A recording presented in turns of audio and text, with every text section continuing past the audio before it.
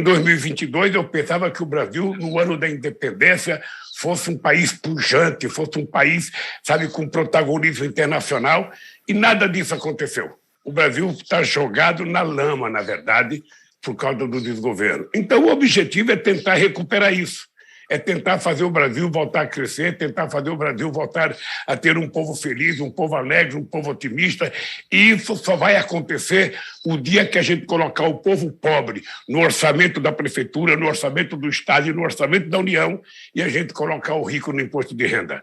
Aí a gente vai começar a arrecadar corretamente e a gente vai garantir que o povo pobre, estando no orçamento, ele vai virar um consumidor, ele virando um consumidor, o mercado vai crescer, o comércio vai vender, a empresa privada vai produzir, e aí o Brasil vai voltar aos trilhos do crescimento, como aconteceu em 2010, quando a economia crescia 7,5% ao ano. Presidente, nós estamos aqui com o professor César Alexandre, e vai fazer a pergunta agora, pois não, professor? Bom dia, presidente Lula, é um prazer muito grande tê-lo conosco. Muito Bom dia, César. Antes de fazer a pergunta, presidente, eu queria fazer um agradecimento, um pouco atrasado, mas agradecimento necessário, né, Beto? Em 2006, 2007, a cidade de Paranaguá se mobilizou, eu era vereador, juntamente com o prefeito, já era prefeito de Paraíso Norte, está no 4º mandato. Antes de fazer a pergunta, presidente, eu queria fazer um agradecimento, um pouco atrasado, mas agradecimento necessário.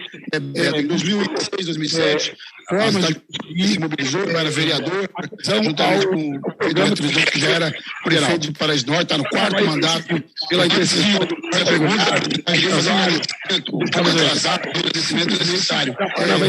Uma instituição, 2007, a cidade adesão juntamente com o programa que já era federal. Prefeito de Paraíso Norte, vai quarto mandato pela intercessão do Dr. Paulo Bernardo, do Roberto Carvalho, do deputado André Maia, fazer uma pergunta voltada para a questão da fome. Final da campanha, a cidade do comparação ao Brasil, no seu governo, promessa, isso foi realizado, foi lá no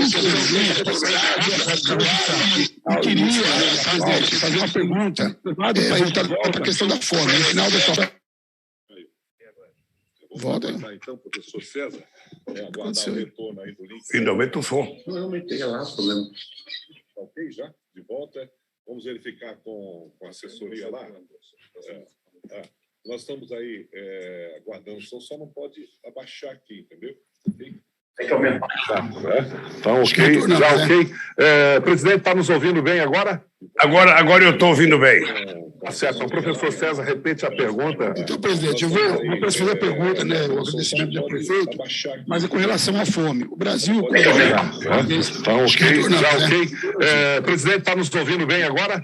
Não, as vozes estão uma em cima da outra. Então, presidente, eu vou fazer a pergunta, né, o agradecimento do prefeito, mas é com relação à fome. O Brasil, quando chegou ao presidente, presidente, está nos ouvindo bem agora? Não. Quando o professor César está falando, tem uma voz em cima da voz dele, então eu não estou conseguindo entender o que ele está falando. Agora está me ouvindo, presidente? Eu estou te ouvindo. Tá do lado, presidente, está nos ouvindo? Não está ouvindo. Não, aumenta um pouquinho. O professor César está falando, tem uma voz em cima da voz dele, então eu não estou conseguindo entender o que ele está falando. Não é. Agora está me ouvindo, presidente? Eu estou te ouvindo.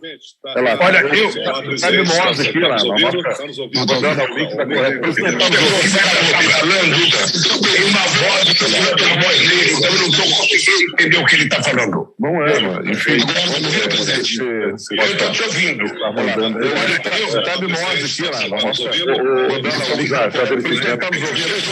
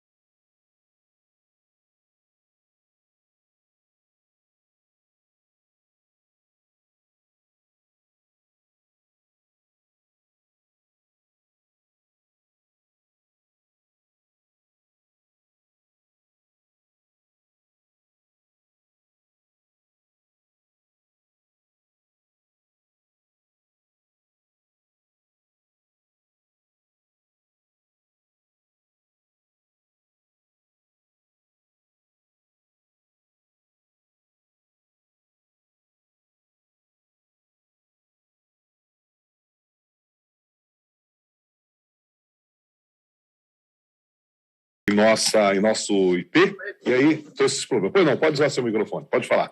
Agora vai, né, presidente? Vamos ver. A gente falava sobre a questão da fome, presidente. Quando o senhor assumiu o governo em 2002, o Brasil tinha um problema social muito grave, a questão da fome, distribuição de renda. E os governos do PT conseguiram, ao longo desse período, colocar milhões de brasileiros de novo no orçamento, como o senhor disse, consumindo, e, consequentemente, isso promoveu uma certa distribuição de renda. O desafio, nesse momento, parece ser maior para o novo presidente, porque, diferente de 2002, apesar da crise que o país tem, nós temos um governo quase desmantelado pela atual gestão. E a questão da reforma trabalhista também, que retirou o direito dos trabalhadores. Como é que o senhor vê, presidente? O que fazer para realmente tirar o país de novo nessa condição da fome, para impedir que brasileiros estejam lá na fila do osso para poder se alimentar? Como é que o senhor vê essa questão da fome, que eu acho que é talvez o grande desafio do novo governo? Professor, eu queria agradecer a pergunta, porque ela me dá a oportunidade de poder conversar um pouco com o povo da região do Paraná. Deixa eu dizer uma coisa. Quando nós ganhamos as eleições, eu tomei posse em 2003, nós tínhamos uma inflação de 12%, desemprego de 12%, o Brasil devia 30 bilhões à FMI e o Brasil não tinha dinheiro sequer para pagar as suas importações. Muitas vezes o Malan ia para Washington para tentar fechar um empréstimo para poder fechar nossas contas. O Brasil tinha uma dívida pública interna de 65% e o Brasil não tinha dólar de reserva. Olha o que aconteceu no nosso governo. Primeiro, nós conseguimos reduzir a dívida de 65% para 34%, chegou a 32%. Nós que não tivemos reserva internacional nunca na história, passamos a ter 370 bilhões de dólares de reserva. Nós reduzimos a inflação, nós geramos 22 milhões de empregos formais, nós aumentamos o salário mínimo todo ano, aumentamos o salário mínimo durante todo o nosso período de governo, chegamos a aumentar 74% em termos reais, e isso permitiu com que o Brasil desse um salto de qualidade, não só de crescimento interno, mas de relação externa.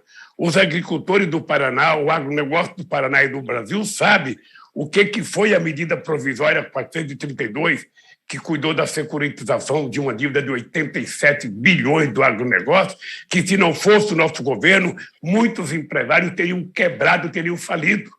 As pessoas se lembram que no nosso governo tinha o Finame, que emprestava dinheiro para comprar máquinas modernas a 2% de juros ao ano, e que hoje não tem mais o Finame. E se alguém quiser comprar uma máquina, vai pagar 14% de juros ao ano.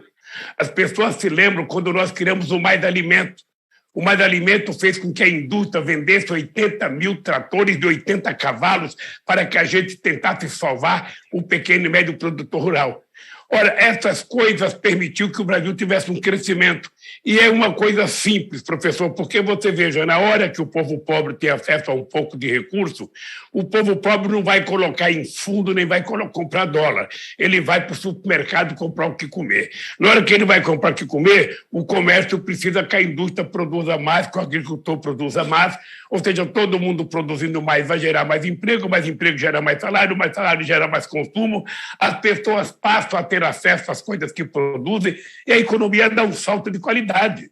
É simples assim, não precisa ser pós-graduado em economia, é apenas ser pós-graduado em bom senso, em conhecer o povo e saber que não há capitalismo num país que não tem capital. Não há capitalismo se o dinheiro não roda na mão do povo, se apenas meia dúzia se apodera de quase todo o dinheiro. Então, o que nós fizemos, na verdade, foi cuidar do povo. O que nós fizemos foi fazer como faz uma mãe. Ou seja, ela cuida de todos os filhos em igualdade de condições, mas aquele que está mais fragilizado é aquele que ela vai fazer um cafuné a mais, que ela vai cuidar melhor, que ela vai dar um pedaço de carne a mais, um copo de leite a mais. O governo tem que ser assim. O governo precisa governar para todos, mas ele tem que priorizar aqueles que mais necessitam, aquele que mais precisa, que é o povo mais pobre, o povo trabalhador. Foi isso que nós fizemos e esse foi um milagre que desenvolveu a economia brasileira. Ou seja, o povo pobre, pela primeira vez, começou a participar da vida econômica do país. Ele pôde comprar carro, ele pôde comprar geladeira, ele pôde comprar televisão, ele pôde viajar de avião, ele pôde fazer churrasco. Ou seja, as pessoas viviam com dignidade, as pessoas viviam decentemente, porque todo mundo sonha em melhorar de vida. Ninguém sonha em querer ser pobre, ninguém sonha em querer viver na miséria, ninguém sonha em querer se vestir mal, ninguém sonha em querer ganhar mal. Todo mundo sonha para melhorar de vida. E foi isso que nós fizemos, tentando transformar o sonho de aspiração da sociedade em realidade. Foi isso que aconteceu no Brasil, e é isso que, se nós voltarmos a governar o Brasil, nós vamos fazer voltar a acontecer. Sobretudo um estado como o Paraná, que é um estado rico, que é um estado desenvolvido, que é um estado de forte agricultura, sabe, empresarial, mas também de forte agricultura do pequeno e médio produtor, um estado que tem cooperativas extraordinárias, um estado que tem indústrias extraordinárias, ou seja, é um estado que pode dar um salto de qualidade excepcional, e vocês sabem o que eu fiz aí. Todo mundo sabe que eu até pedir para vocês que estão me entrevistando fazer um estudo para saber se em algum momento da história do Paraná teve um presidente da República que investisse a quantidade de recursos que nós investimos no Paraná. Só do PAC foram quase 46 bilhões de reais que nós investimos no Paraná. Só do Minha Casa Minha Vida foram 23 bilhões construindo casa subsidiada, porque se você não subsidiar casa para quem ganha até um salário mínimo, essas pessoas não podem pagar. Então, esse país, sabe, que não era governado pelo Lula, porque eu nunca me considerei, sabe, governando, eu me considerava cuidando. A palavra correta é cuidar. Alguém tem que cuidar do povo. E não tem que cuidar do rico, porque o rico sabe se cuidar. O rico não precisa nem de dinheiro do Banco do Brasil, porque ele pode pegar em dólar. O Brasil tem que cuidar do povo trabalhador, da classe média baixa, de investimento em universidade, de investimento em escola técnica. Ou seja, o governo, na verdade, ele tem que ser um criador de oportunidades para que a sociedade possa, por si só, se desenvolver, crescer e vencer na vida. É assim que a gente vai acabar com a fome, nesse país que a gente vai gerar emprego e que o Brasil vai voltar a ser protagonista internacional. Tudo correto agora, nós estamos aí com a qualidade perfeita de áudio, realmente um problema em virtude dos IPs, muitos estão retransmitindo. Eu quero mandar um abraço para o pessoal do Diário de Maringá, que do jornal eletrônico, inclusive, está nos transmitindo no site, o Diário do Noroeste também retransmitindo, né? E conseguimos acertar o problema do delay que estava acontecendo para essas transmissões. Bem, já o nosso caro e simpático amigo Mirador, vice-prefeito de Alto Paraná, também jornalista, nós estamos entrevistando o presidente Lula, ex-presidente Lula, à vontade para a pergunta, Mirador. Bom dia, presidente. Uma satisfação estar falando com o senhor nessa manhã de quinta-feira. Bom dia, Mirador. Presidente, essa entrevista tem um caráter nacional, mas enfocarei o tema regional, que o país inteiro tem interesse. Aqui na região de Paranavaí, a mandioca, a laranja e o turismo são vertentes de impacto nacional. Se o senhor voltar a presidir o Brasil, o que as cidades da região, como a nossa, pode esperar do seu governo? Presidente, a gente sabe que o senhor priorizou muito o pequeno produtor. E o que o senhor tem agora para o próximo governo, para o nosso agronegócio, que também é enfatizante aqui na nossa região? E a última pergunta, presidente, o nosso Brasil tem solução? Eu acho, ô Mirador, que o Brasil tem solução. Se eu não acreditasse que o Brasil tivesse solução, eu não estaria me preparando para reivindicar o direito de ser candidato a presidente da República, sabe, nos próximos meses. É importante lembrar, Mirador, que quando eu ganhei as eleições em 2002, naquele tempo muitos economistas diziam que eu não conseguiria governar o Brasil porque o Brasil estava quebrado, o Brasil estava devendo, o Brasil não tinha dólar, a inflação estava alta, sabe? Tinha hora que eu pensava assim, bom, é melhor desistir, porque as pessoas acham que o Brasil não tem jeito.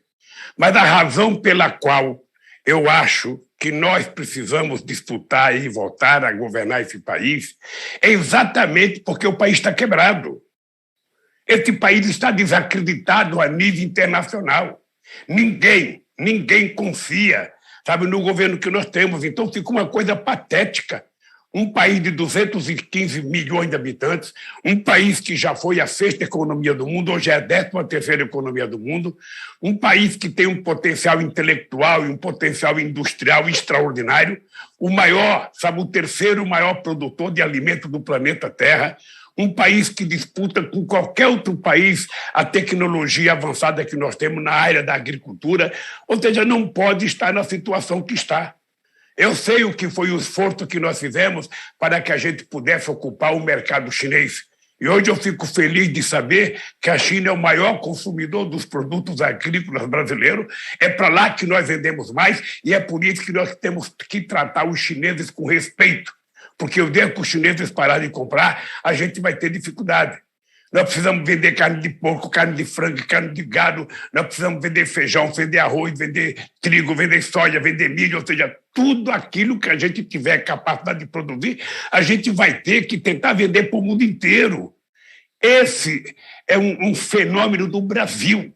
Esse potencial agrícola do Brasil, esse potencial produtivo do Brasil é extraordinário. Eu lembro que há 40 anos atrás dizia-se que o cerrado brasileiro não prestava para nada. E o cerrado brasileiro presta para muita coisa, inclusive para ser uma das regiões mais produtivas do mundo. Eu nunca fiz diferença entre o agronegócio e o pequeno produtor, porque cada um tem uma função extraordinária. O agronegócio pode produzir, pode exportar. O pequeno produtor, que é responsável por quase 70% do alimento que chega na nossa mesa, sabe? Esse precisa ser valorizado, precisa ter incentivo, precisa ter ajuda, precisa ter incentivo na educação, na moradia, na saúde, mas também na produção. Eu brinco sempre o seguinte: o meu amigo Braulio Maggi pode ser o maior produtor de soja do Brasil, mas certamente ele não planta, ele não cria o frango que ele come, ele não cria o porquinho que ele come, ele não planta o feijão que ele come, ou seja, tudo isso é plantado por pequenos e médios proprietários, inclusive do Paraná. E nós precisamos incentivar. A Conab tem que voltar a ser, sabe, uma empresa que faça o estoque regulador, não só para que a gente atenda o suprimento interno, mas para que a gente possa até trabalhar como regulador de preço. Na hora que faltar algum produto, a Conab tem para distribuir, para equilibrar os preços nesse país. Nós já fizemos isso e é preciso voltar a fazer, porque a Conab foi quebrada. A Conab hoje praticamente não existe. E o Brasil está produzindo menos feijão, a área de plantio é menor, e nós não podemos permitir isso, porque o feijão faz parte, sabe, do prato brasileiro, quase que universal isso. Então, meu caro companheiro Mirador, eu acho que a agricultura para o Brasil, seja a pequena agricultura, a média agricultura e a grande agricultura, ela tem um valor inestimável para o desenvolvimento do Brasil e nós vamos cuidar disso com muito carinho. E o Paraná é um estado com potencial agrícola imenso, não só de soja e milho, mas a cana-de-açúcar. E os companheiros que tratam da cana no Paraná sabem o esforço que nós fizemos no nosso governo para fortalecer o etanol. Naquele tempo, a União Europeia tinha assumido um compromisso em 2008 de que em 2020 ela iria estar utilizando 10% de etanol na gasolina, queria estar utilizando 10% de biodiesel no óleo diesel deles, e nada disso aconteceu, porque muitas vezes eles falam muito para nós, mas não fazem aquilo que eles querem que a gente faça. E o Brasil agora, que está desacreditado, ninguém quer conversar com o Brasil, ninguém recebe o presidente, ninguém quer visitar o Brasil, ou seja, o Brasil precisa voltar a ocupar um espaço importante. E isso vai depender de duas palavras-chave. O Brasil tem que ter um governo que tenha credibilidade interna e externa, e o Brasil tem que ter políticas econômicas previsíveis. Ninguém pode ser pego de surpresa. E um país não pode ser governado com orçamento secreto. Não é normal, não é racional o que está acontecendo com o orçamento da União. O governo não tem dinheiro para investimento em infraestrutura. O dinheiro é distribuído de forma secreta no orçamento secreto, que eles têm vergonha de dizer quem é que está pegando emenda. Não é possível que um país tem um orçamento secreto para liberar verba para deputado e para senador. O presidente da República não tem poder de mando, não tem controle, não tem credibilidade. Então, quem está fazendo investimento é o Congresso Nacional e não o presidente da República. Aliás, eu vou te dizer uma coisa: desde Dom Pedro até agora, nunca tivemos ninguém, sabe, que rastejasse tanto diante do Congresso Nacional como o presidente Bolsonaro. Ele não tem relação. Ele, na verdade, está de quatro diante do Congresso Nacional, não tem decisão, não decide o orçamento, não tem força para dizer o que fazer das coisas.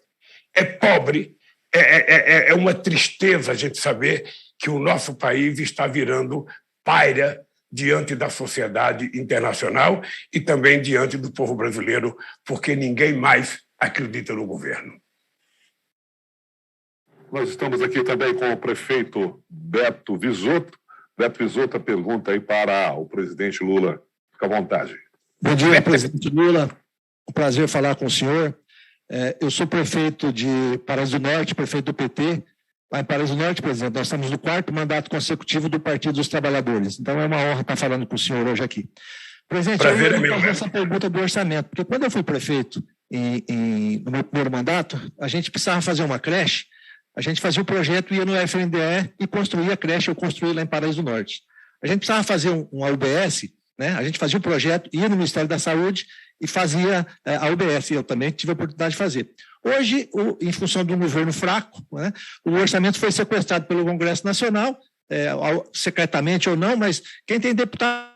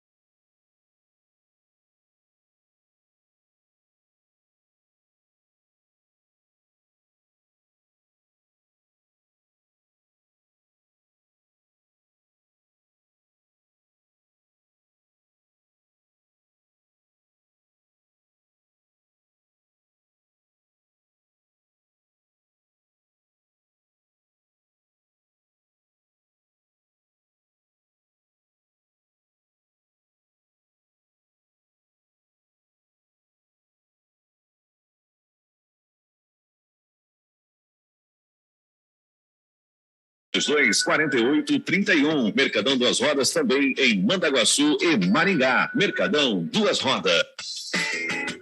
Se o seu carro quebrou, não se preocupe, não anote aí o nome da solução. Vini Parts Car Service é a sua melhor opção. Tem alinhamento, câmbio automático, injeção eletrônica, freio e suspensão. Vini Parts Car Service, o seu carro em boas mãos. No WhatsApp 449-9923-0700. Com apenas 3 anos, o Atacadão das Baterias é líder em revenda de baterias no estado do Paraná, com 13 lojas distribuídas no estado. E agora em Paranavaí, na Distrito Federal, número 1123, no centro, com grandes promoções em baterias no atacado e varejo. Baterias para carro, motos. Estamos de volta aí com o presidente Lula, depois do break comercial. E o nosso querido Beto Bisotto, pois não? Olá, presidente. Retomando, então, nós fizemos creche, fizemos centros de saúde, e hoje o município que tem deputado faz alguma coisa, o município que não tem, não faz, não tem mais problemas. Mas o senhor acabou de responder essa pergunta, né, do orçamento secreto, então eu queria fazer uma outra pergunta para o senhor. Em 2007, presidente, o senhor inaugurou o pedágio ligando o Paraná a Santa Catarina, uma estrada de ótima qualidade com pedágio de menos de R$3. Era o programa que era a menor tarifa. No Paraná, agora, o governo federal está licitando 12 praças de pedágio em todo o Paraná, e não é nesse sistema, é um sistema que o pedágio vai ser um preço abusivo, né? O Paraná está ficando sem competitividade porque o interior não consegue levar seus produtos para exportação em função dos altos preços do pedágio. Eu tenho certeza que o senhor vai ser o nosso próximo presidente. O senhor vai retomar a política, presidente, de pedágios de tarifa, da menor tarifa? Ô Beto, obrigado, muito obrigado pela pergunta, querido, porque você sabe que faz tempo que eu vou ao Paraná e o pedágio sempre foi uma doença crônica para uma parcela da população do Paraná. Sempre as pessoas se queixavam do preço do pedágio. Eu lembro de quantas vezes eu conversei com o governador Requião, que ficava puto, com o Beto Richa, ou seja, todo mundo, com a Gleice Hoffmann, com o nosso querido Enio Verri, ou seja, todo mundo é contra o pedágio. Olha, nós temos 2 tipos de pedágio que pode ser feito no Brasil. Um é você fazer ortoga. O que é ortoga? É você quase que vender a estrada para uma empresa privada. Você faz uma concessão por 30 anos e a empresa te paga 5, 6 bilhões. Sabe? Parece bonito, porque o Estado vai receber um dinheiro para aplicar em outra obra. Acontece que o cara que paga a ortoga, ele coloca o preço que ele pagou no pedágio. E aí, quem que vai pagar as custas desse acordo? É o caminhoneiro, é o motorista, é o povo brasileiro. Ou seja, então, nós fizemos com que o pedágio que nós fizemos, inclusive aí na região de Bittencourt, sabe, a gente levasse em conta a tarifa mais barata. Você não tem ortoga, você simplesmente faz a concessão e vai ganhar quem oferecer mais qualidade de serviço e quem oferecer o preço mais baixo. Eu lembro que quando nós fizemos aqui a concessão da 381 entre Minas Gerais e São Paulo, enquanto a gente cobrava R$ 1,90 a cada 100 quilômetros, em São Paulo foi feito um pedágio que se cobrava 8 a cada 100 quilômetros. A pessoa tem que levar em conta que quem paga essas coisas é o povo e que não pode ser caro. Não pode ser caro. O pedágio tem que dar uma rentabilidade a quem teve a concessão, mas o pedágio tem que levar em conta o usuário. É ele que tem que ser beneficiado. Olha, como é que um caminhoneiro que está com o frete arrochado, apertado, muitas vezes o caminhoneiro faz uma caminhada grande, ganhando pouco, volta batendo lata e tem que pagar pedágio. Aí no Paraná tem vezes que ele tem que pagar até R$150 de pedágio. Como é que ele vai sobreviver?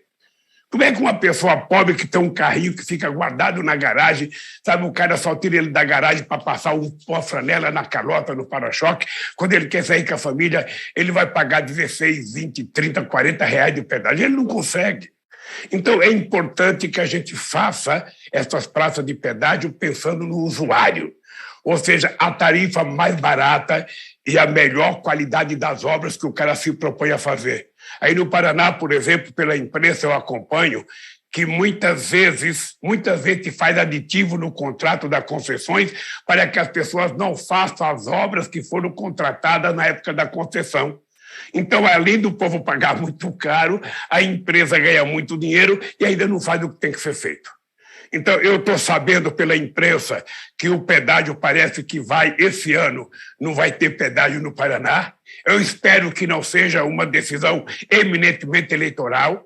O que eu espero é que, na hora que for fazer outra vez pedágio, que se estabeleça o usuário como prioridade, com o caminhoneiro com prioridade, o motorista com prioridade, para que o preço seja o mais barato possível. Como nós fizemos a nível federal, isso é possível fazer. O pedágio não é feito para dar lucro para uma empresa apenas. O pedágio ele é feito para que o Estado possa ter condições de manter a estrada em qualidade e com muita qualidade de segurança. Então, eu estou convencido que nós vamos fazer muito empenho para que a gente tenha pedágio justo nesse país, para que o povo não seja, sabe, acharcado, sabe, nessa questão do pedágio. Eu não consigo entender. Não consigo entender como é que as pessoas colocam um preço no pedágio que inibe as pessoas saírem de casa, que cria problema para o caminhoneiro, sobretudo o caminhoneiro autônomo, que sai para trabalhar, sabe, com frete muito pequeno. Tem motorista que faz um frete de R$6.000, mas para ele vai sobrar R$1.000 e pouco se ele colocar o pedágio, colocar o diesel, colocar a comida. Ou seja, é preciso que a gente pense nas pessoas. Não é o dono da empresa que tem que sobreviver. Quem tem que sobreviver dignamente é quem vai usar a estrada. Portanto, pode ficar certo, Beto, que esse é o assunto que nós vamos discutir seriamente. Mas, Beto, eu queria pegar também a outra pergunta que você ia fazer sobre a questão das prefeituras e do orçamento. Quando eu fui presidente da República, você está lembrado? Eu criei uma sala para prefeitos na Casa Civil. Em cada superintendência da Caixa Econômica no Brasil, em cada estado, tinha uma sala para atender prefeito. Porque a gente tinha que fazer um projeto para o prefeito. A Caixa ajudava a fazer o projeto. E tinha facilidade de retirar o dinheiro sem precisar ficar mendigando favor a deputado ou a governo. Sabe, as pessoas têm direito, e se tem direito, as pessoas não precisam ficar dependendo. Para o povo do Paraná entender o que está acontecendo, o que está acontecendo hoje. Ou seja, você disse bem, Beto, se o prefeito não tiver um deputado que leve verba para ele não recebe verba. O prefeito começa a ficar refém do deputado. Então, o que eu acho? Esse orçamento secreto é, na verdade, uma forma muito grave, muito violenta de extorquir prefeitos, extorquir a sociedade. É o governo que tem que executar o orçamento, os prefeitos têm direito a participar. Se eu disputar as eleições e ganhar as eleições, Beto, no mês de janeiro eu vou convocar uma reunião com todos os governadores e depois eu vou começar a fazer reuniões regionais com prefeitos para que a gente discuta uma nova forma de relação entre os entes federados para que o prefeito tenha direito sem precisar ficar devendo favor a ninguém. Ninguém pode imaginar um país rico se a cidade for pobre. Ninguém pode imaginar um país rico se a cidade não tiver investimento. Então, o investimento começa pela cidade. O investimento vai pelo Estado e, quando a cidade está bem, o Estado está bem, significa que o país está bem. Você sabe, Beto, que o PT tinha uma música em 85 que dizia: a minha cidade parece pequena se comparada a um país, mas é na tua cidade que a gente começa a ser feliz. Então, nós precisamos aprender a priorizar a relação com prefeitos e prefeitas e fazer com que essa gente possa participar, dando palpite nas coisas que a gente vai fazer e participando da execução das coisas. Você sabe como é que foi construído o PAC. O PAC foi construído em reuniões com governadores, reuniões com prefeitos. O Minha Casa Minha Vida foi construído com reuniões com governadores e com prefeitos, porque não é possível algum ignorante achar que ele governa o Brasil de Brasília.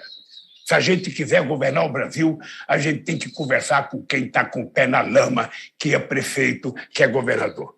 Por isso, Beto, pode ficar certo que nós vamos voltar a fazer os prefeitos terem orgulho de serem prefeitos, porque vão receber aquilo que foi justo por parte do governo federal. Não é só o prefeito contribuir com o imposto para a União, é a União devolver de forma justa os impostos para investimento nas cidades. Estamos entrevistando aí o presidente Lula e agora a vez do engenheiro Wellington Volpato, o Tom, presidente. Pois não, Tom? Bom dia, presidente Lula. Bom dia, ouvintes da rede de rádios. Presidente, falando mais essa questão aí, dando continuidade na parte de infraestrutura, né, nacional e também estadual aqui, local, vocês falaram bastante do pedágio, né, e do PAC. O nosso município aqui, a região, realmente, o senhor tem razão, o senhor até fez uma pergunta aqui para a mesa, e realmente não tivemos ainda aqui, uma verdade tem que ser dita, um programa, né, que era o PAC, um programa de desenvolvimento, né, de aceleração do crescimento. Não tivemos, depois da sua gestão, nenhum outro programa aqui que nos beneficiou. Nosso município, nossas regiões aqui foram muito beneficiadas na parte de asfalto, o pessoal aqui tirou o barro da frente das casas aqui, inclusive nosso município, é uma realidade, é a verdade, né, tem que ser dita. E, assim, voltando ao assunto agora, em termos de Estado e federação, como é que é essa questão das ligações dos portos, dos aeroportos, né? O senhor sabe que o nosso transporte, a maioria ali ainda é rodoviário no nosso país, e o senhor tem alguma ideia aí, voltando aí o senhor ser o nosso presidente novamente, qual que é a programação do senhor, se é o PAC para o nosso município, se tem se realmente vai ter continuidade, como que é a parte das ligações com os outros países, de transporte das nossas riquezas dentro do nosso país, como que está essa relação do senhor aí com esse setor de infraestrutura, na verdade, aquaviária também, dos nossos rios, né? Toda a parte aí de transportes. Olha, tem uma coisa que eu acredito que é o seguinte, não é possível um presidente da República governar um país do tamanho do Brasil sem levar em conta os prefeitos, sem levar em conta os governadores, sem levar em conta a chamada realidade local. Ou seja, é por isso que nós criamos a sala dos prefeitos na Casa Civil. É por isso que, sistematicamente, a gente fazia reuniões com o prefeito para discutir programa Luz para Todos, programa Minha Casa Minha Vida, programa Mais Alimento, porque é pela cidade que passa o problema. É na casa do prefeito que o povo vai reclamar. É na casa do prefeito que o povo vai xingar. É na casa do prefeito que o povo vai dizer que existe. Então, se o presidente da República não pode estar presente, o prefeito, independente do partido que ele seja, ele é a figura, sabe, da República naquela cidade. Então, nós temos que garantir que o prefeito tenha condições de exercer o seu mandato. Eu duvido que tenha um prefeito nesse país, de qualquer partido político, que diga que um dia eu deixei de tratá-lo bem porque ele não pertencia ao meu partido. Eu duvido que tenha um governador. Você pode conversar com o Riquião, que foi ex-governador, pode conversar com o Beto Justa, que foi ex-governador e foi ex-prefeito, para saber se um dia o presidente Lula deixou de atendê-los porque não era do meu partido. Eu não tenho essa percepção de governança. A minha percepção é que o prefeito e o governador, independente do partido a que ele pertence, ele é o governador. Ele foi eleito pelo povo e, portanto, eu tenho que tratá-lo com respeito. Eu tenho que tratá-lo com decência e com muita dignidade. É isso que a gente vai voltar a fazer. Nós vamos ter que fazer um novo programa de desenvolvimento. Nesse novo programa de desenvolvimento, sabe, de infraestrutura, você tem que levar em conta o que os governadores têm de obras prioritárias nos seus estados.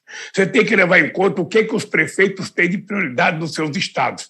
E, de forma combinada, você escolhe aquelas obras que você vai elaborar o projeto, vai estabelecer a forma de financiamento para que essas obras sejam executadas para melhorar a vida do povo do país. É assim que nós vamos governar, como já fizemos uma vez. Eu tenho certeza que você sabe que no nosso governo foi um tempo de ouro nesse país. Nunca se investiu tanto em infraestrutura, nunca se investiu tanto em inclusão social, nunca o agronegócio teve tanto respeito. E eu falo do agronegócio porque aparece sempre na imprensa que o agronegócio não gosta do PT, que o agronegócio não tem das contas. O cara não gosta porque não gosta. Mas ele não pode dizer que não gosta porque o PT não gosta do agronegócio. Porque todo mundo sabe que em 2008 nós fizemos uma medida provisória, se não me falha o nome, é 432, a medida provisória, que renegociou uma dívida de 87 bilhões de reais, porque o agronegócio ia quebrar. E nós fizemos a securitização, renegociamos para dar o direito das pessoas viverem com dignidade. Então, nós vamos governar ouvindo as pessoas. Eu lembro que, quando eu comecei o governo em 2003, as pessoas diziam: o Lula só gosta de fazer assembleia. Eu não gosto de fazer assembleia, eu gosto de ouvir o que os outros pensam. Eu não sou dono da verdade. Eu não estou sendo eleito para ser imperador. Se eu for eleito, é para ser, cuidador desse país. E nós vamos cuidar, porque nós vamos recuperar a dignidade desse país, o orgulho de ser brasileiro. Nós vamos voltar a plantar feijão, plantar arroz, plantar milho, vamos plantar soja como sabemos plantar. E, ao mesmo tempo, a Conab vai voltar a ser uma entidade que vai ter um estoque regulador nesse país para que a gente não tenha medo de produzir quanto for necessário. O que não pode é o Brasil ser o maior produtor de proteína animal do planeta Terra e as pessoas entrarem na fila para comprar osso ou pegar carcaça de frango. Não é possível, não é aceitável, e eu acho que as pessoas que têm dignidade estão indignadas com o que está acontecendo no Brasil. Então, meu caro, esse país vai voltar a ter jeito. Pode ter certeza que, se eu não tivesse fé, se eu não acreditasse que é possível, se eu tivesse preocupado de que não tem jeito, para que eu ia tentar voltar? Não, eu ficaria do jeito que eu estou em casa, Mas eu acredito que é possível recuperar o Brasil. E, para recuperar o Brasil, nós temos que envolver as pessoas para dizer o que querem, como querem e ajudar a gente a fazer. Muito obrigado aí, presidente, mas nós temos mais algumas perguntas e era para ser 30 minutos, mas está bombando o pessoal mandando perguntas também dentro daquilo que nós estamos fazendo aqui.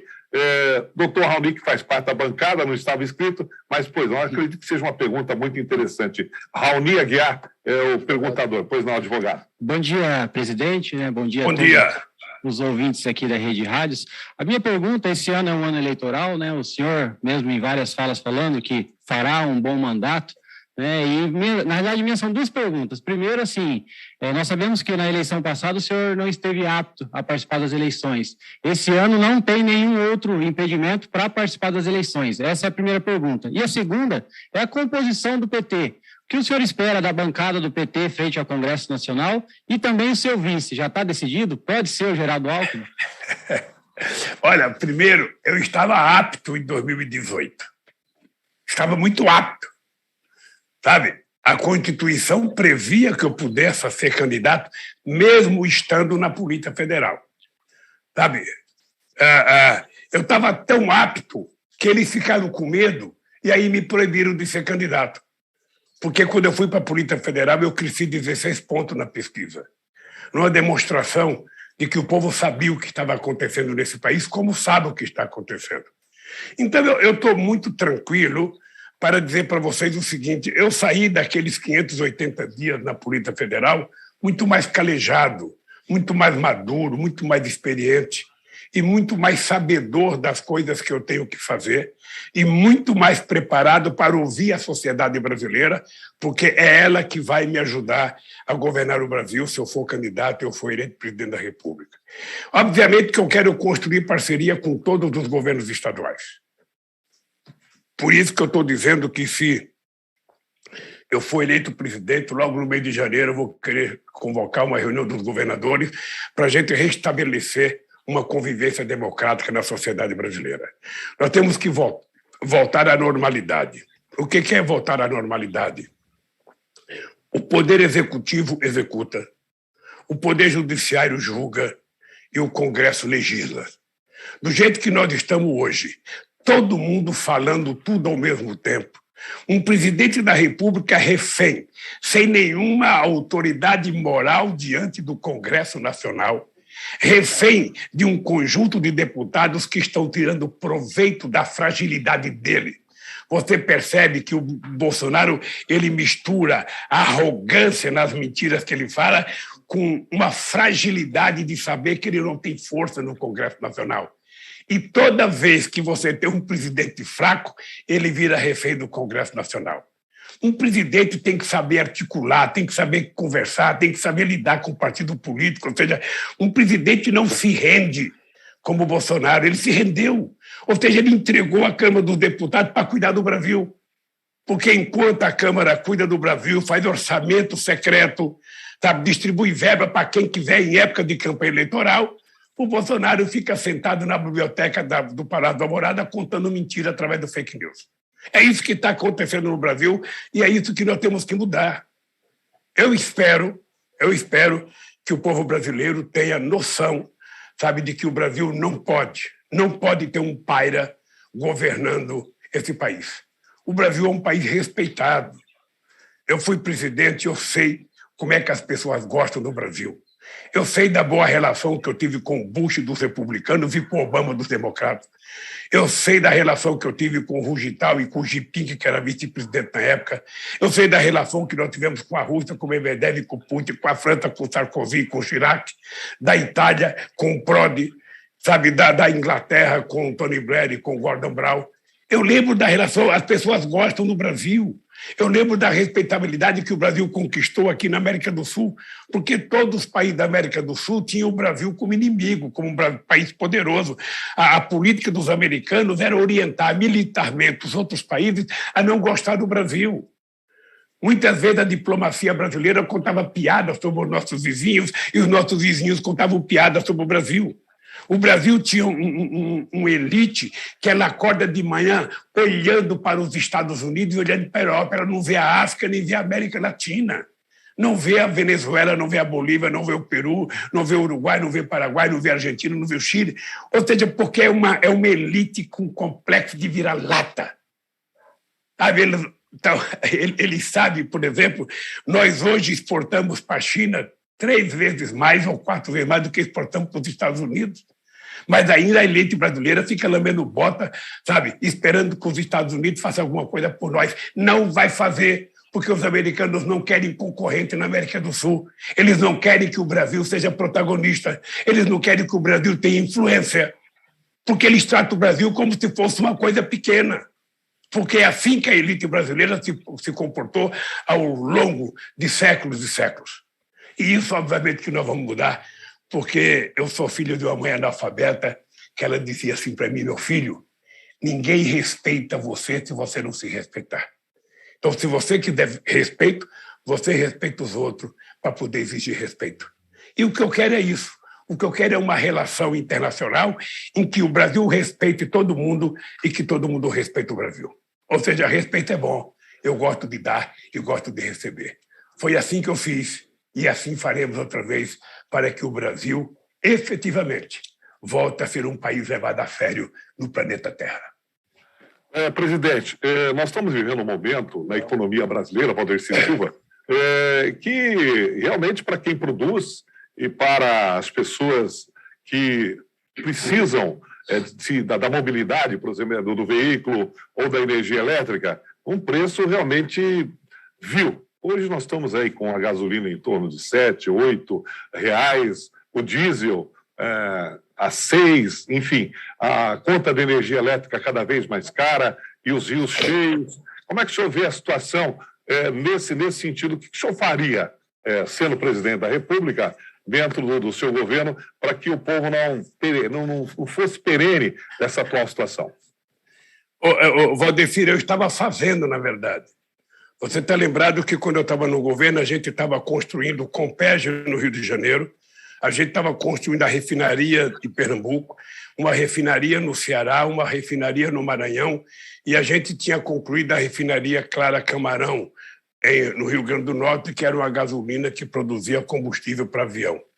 E por que a gente estava fazendo isso? Porque o Brasil é um país continental. O Brasil é um país que tinha descoberto a maior jazida de petróleo do século XXI e que o Brasil não queria ser exportador de óleo cru. O Brasil queria ser exportador de derivado. Esta é uma das razões pelas quais deram o golpe na Dilma.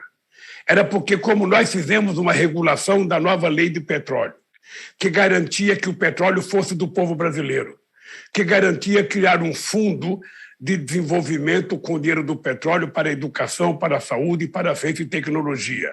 E que tinha uma empresa criada para administrar as riquezas do pré-sal, como na Noruega tem. Ou seja, e fizemos a lei da partilha para que a gente definisse claramente que o petróleo era do povo brasileiro. Então, eles não se aquietaram até tentar mudar. Agora, veja que coisa absurda. Veja que coisa absurda. O preço do óleo do petróleo está internacionalizado. A gente está pagando gasolina a preço do dólar. A gente está pagando óleo diesel a preço do dólar. Isso seria compreensível se o Brasil não fosse um país autossuficiente, se o Brasil estivesse importando porque o Brasil não tinha petróleo. Agora o Brasil tem petróleo. O Brasil é autossuficiente. Quando nós descobrimos o pré-sal, dizia que a gente não ia conseguir tirar o petróleo de 6, de 7 mil metros de profundidade, porque era muito caro. Eles não tinham noção da capacidade tecnológica da Petrobras e a gente hoje tira um petróleo de 6 mil metros de profundidade, quase que ao mesmo preço do petróleo tirado na Arábia Saudita, numa demonstração de que nós somos competitivos, que o pré-sal é competitivo. Mas o que aconteceu? Eles estão fatiando a nossa indústria de óleo e gás e a nossa Petrobras. Eu não sei se vocês têm noção, hoje nós temos 400 empresas importando gasolina dos Estados Unidos. Eu vou repetir. Nós temos mais de 400 empresas privadas importando gasolina dos Estados Unidos. A gente hoje não está refinando aquilo que a gente precisa. Nós temos praticamente 30% da nossa capacidade de refino ociosa. A gente poderia estar fazendo refinaria. Para fazer uma refinaria demora mais ou menos 7 anos. Significa que quem começar a fazer uma agora vai demorar 7 anos para fazer, porque a irresponsabilidade de quem está dirigindo esse país é entregar para a iniciativa privada para comprar gasolina dos Estados Unidos e vender para nós a preço de dólar. No Rio de Janeiro já está 8 litros da gasolina. Os coitados dos motoristas de caminhão que bate lata por essas estradas não conseguem ganhar dinheiro porque gasta tudo com óleo diesel. Então não é possível. Não é possível que esse país não goste de si. Não é possível que a gente tenha um governo que não gosta do Brasil. Ele fala pátria amada para quem, cara pálida? Não é para o povo brasileiro. Porque do jeito que está sendo cuidado o povo brasileiro, do jeito que está sendo cuidado o povo como um todo, desde o que trabalha na fábrica, até o que trabalha no Uber, até o que trabalha em aplicativos, até os nossos caminhoneiros, o país está abandonado. Porque esse presidente não entende de nada a não ser falar bobagem, a não ser falar asneira, a não ser dizer que vacina mata, a não ser dizer que não pode tomar vacina, a não ser tentar vender cloroquina. Ou seja, é um país da insanidade, sabe, governado por esse homem. Então, o que nós precisamos? Nós precisamos efetivamente ter consciência que nós temos a obrigação de recuperar esse país. E aí não há nenhuma necessidade, eu vou dizer, olhando para a sua cara que me fez a pergunta, eu vou dizer para o povo desse país inteiro, nós não vamos manter o preço dolarizado. Eu acho que os acionistas de Nova York, os acionistas do Brasil, têm direito de receber dividendo quando a Petrobras der lucro. Mas é importante que a gente saiba que a Petrobras tem que cuidar do povo brasileiro. Eu não posso enriquecer um acionista americano e empobrecer a dona de casa que vai comprar 1 quilo de feijão e paga um preço mais caro por conta do preço da gasolina. E é importante lembrar ao povo do Paraná que quase 40% da inflação que está dificultando comida chegar na casa do povo brasileiro são pelos preços controlados pelo governo. É o governo que controla a energia, é o governo que controla petróleo, é o governo que controla gás, é o governo que controla o diesel. Se o governo tiver coragem, ele pode resolver isso, reduzindo um pouco o preço. Mas ele não tem coragem. Sabe o que ele quer fazer? Vender. Porque esse governo não sabe criar. Esse governo não sabe discutir a palavra desenvolvimento, investimento, geração de emprego, aumento de salário, negociação com o sindicato, ele não sabe. Então vende. Então venda. É como se você casasse, sabe, e ficar desempregado, e ao invés de procurar um outro emprego, ao invés de limpar fósforo, ao invés de capinar, você falasse para a mulher, não, vamos vender a nossa televisão, vamos vender a nossa geladeira, vamos vender a nossa cama, vamos vender o berço da criança, ou seja, sabe, isso não é governar, isso é destruir o patrimônio que você mesmo construiu. Então, gente, não é possível a gente morar num país em que é autossuficiente, em que descobriu a quantidade de petróleo mais extraordinária, porque o petróleo brasileiro antigamente era um petróleo pesado, era um petróleo que tinha mais ou menos 16 API, que é uma medição do petróleo, é um petróleo grosso. Agora não, agora o nosso petróleo do pré-sal é Brent, ou seja, é um petróleo chique, é quase que gasolina, sabe? Então, por que a gente não utiliza isso para enriquecer esse país? Então, pode se preparar, que a farra do boi vai acabar. O povo vai voltar a ter direito de sorrir, colocar dente na boca, comer, mastigar um bom pedaço de carne, comer, sabe, comida orgânica, porque nós vamos favorecer o plantio de comida orgânica, e esse povo vai voltar a ser feliz. Pode trabalhar com isso, que nós vamos transformar o sonho da felicidade do povo em realidade. Presidente, o Beto Visoto, né? Prefeito Beto Visoto, pois não, Beto? Pergunta aí. Presidente, voltando a falar um pouquinho da política, hoje tem uma discussão muito grande, o Raoni até lhe perguntou sobre a questão da aliança com o Alckmin. Veja, o senhor foi presidente 2 vezes e o seu vice foi um vice da centro-direita, o saudoso José Alencar. E isso não influiu em o senhor fazer 2 governos populares que atendeu, de fato, né, a maioria da população, a classe trabalhadora. Fala um pouquinho para a gente, presidente, tem a possibilidade grande de ter essa aliança com o centro, aí, com o Alckmin? Como é que estão as negociações aí da definição da chapa, presidente? Olha, primeiro, Beto, obrigado por você falar de política, porque eu estava esquecendo de dar os parabéns para a minha querida presidenta Gleisi Hoffmann, que é do Paraná, a melhor presidenta de um partido político que esse país já teve, o nosso companheiro Enio, que é de Maringá. Aliás, o Enio me mandou sugestão aqui, eu quero agradecer ao Enio que me mandou sugestão, ao companheiro Zeca Disseu, ao nosso Arlisson Chiorato, a Luciana Rafagnin, ao professor Lemos, ao Tadeu Venere, aos vereadores de Curitiba, a Carol da Tora, ao Renato Freitas, sabe, os 2 são jovens, negros e muito competentes, a nossa querida professora Josete.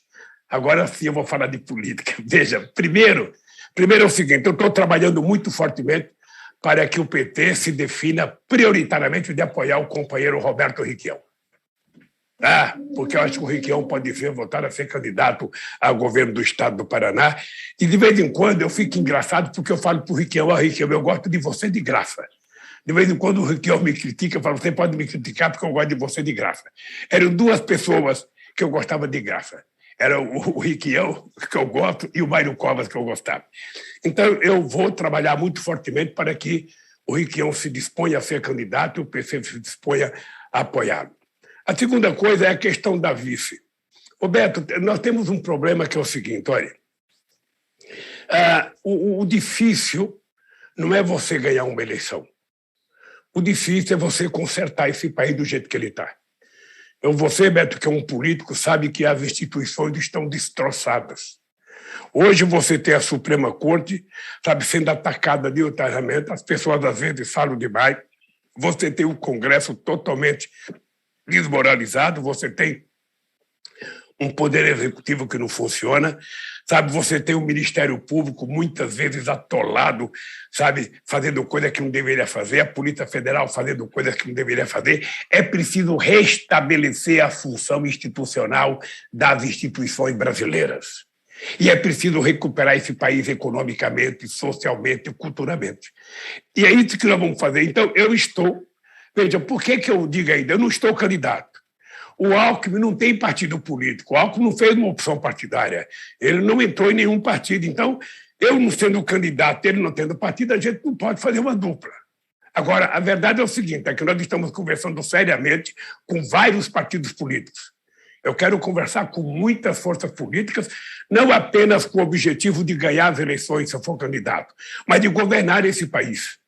Porque a tarefa revolucionária nesse país é a gente voltar a fazer o povo acreditar que o amor é mais importante do que o ódio, que um livro é mais importante para o país do que uma arma.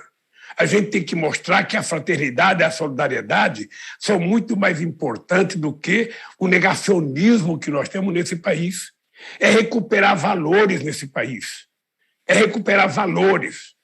Sabe? Então, não venha com discussão, sabe, atrasada na questão de valores, de falar de família, falar não sei das quantas, porque se tem um cara que entende de família, sou eu. Se tem um cara que entende de família, sou eu. Não veio com conversinha fiada para cima de mim. Porque esse presidente fala de valores, mas colocou até um filho para derrotar a mãe na Câmara de Vereadores. Não veio com essa estupidez para mim que não pega. Sabe? Eu respeito muito, sabe, os valores, respeito muito a família, respeito muito a religião, respeito católico, respeito evangélico, as religiões de matriz africana, eu respeito todo mundo. Eu quero que todo mundo viva bem, que todo mundo pratique a sua religião, cada um respeitando a outra. Não venho contar mentira. Não venho contar mentira que eu, sinceramente, sabe, o cara que pensar que vai ganhar as eleições mentindo, o cara que pensa que vai ganhar as eleições tentando mentir sobre o Lula, eu queria dizer para vocês, esse Lula tem cara, esse Lula tem história, esse Lula não surgiu hoje, não. Quando muita gente que está falando bobagem nem tinha nascido, eu já estava levantando 5 horas da manhã para fazer assembleia na porta de fábrica para reconquistar a democracia nesse país. E vou fazer isso outra vez para recuperar esse país. Esse país tem que voltar a ser feliz, esse país tem que voltar a gerar emprego, esse país tem que garantir que a nossa juventude tenha acesso à cultura, tenha acesso ao lazer, tenha acesso à universidade, tenha acesso às escolas técnicas. É por isso que eu sou o presidente que mais fiz universidade desse país.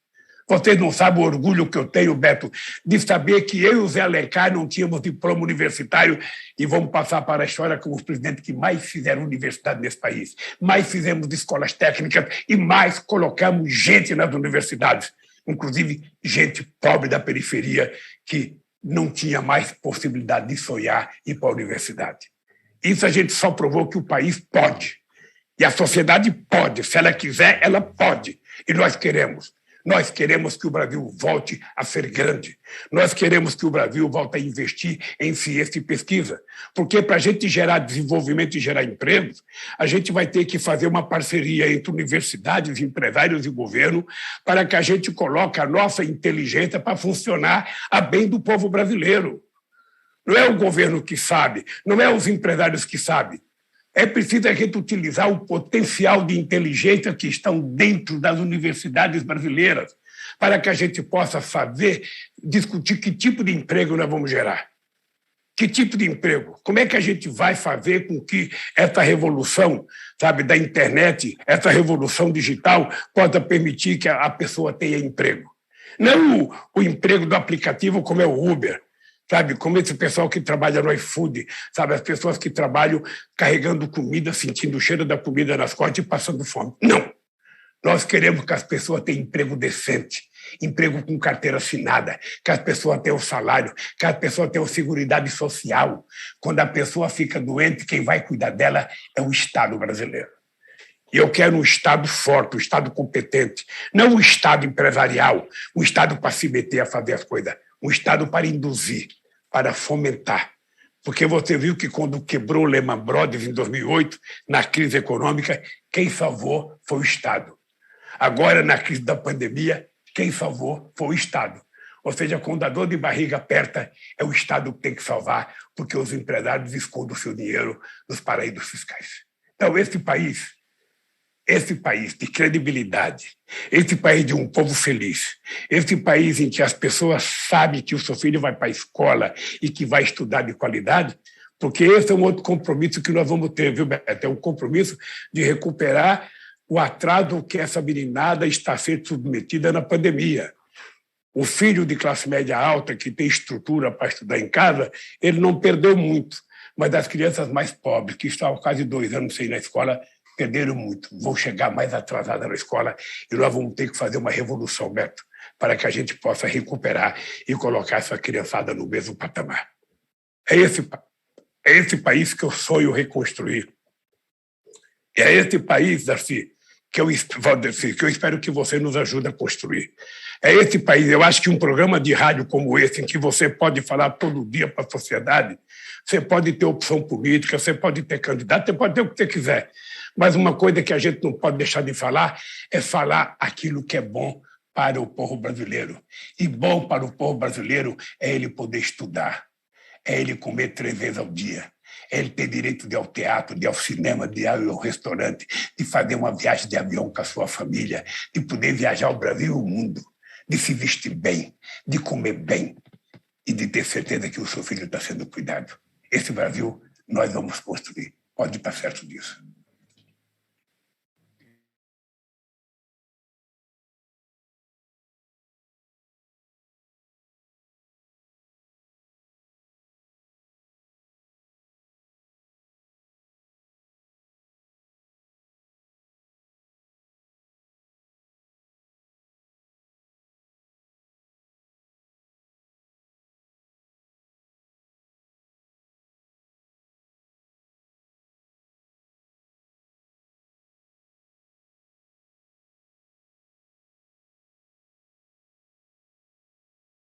Comer 3 vezes ao dia. Ele teve de ir ao teatro, de ir ao cinema, de ir ao restaurante, de fazer uma viagem de avião com a sua família, de poder viajar o Brasil e o mundo, de se vestir bem.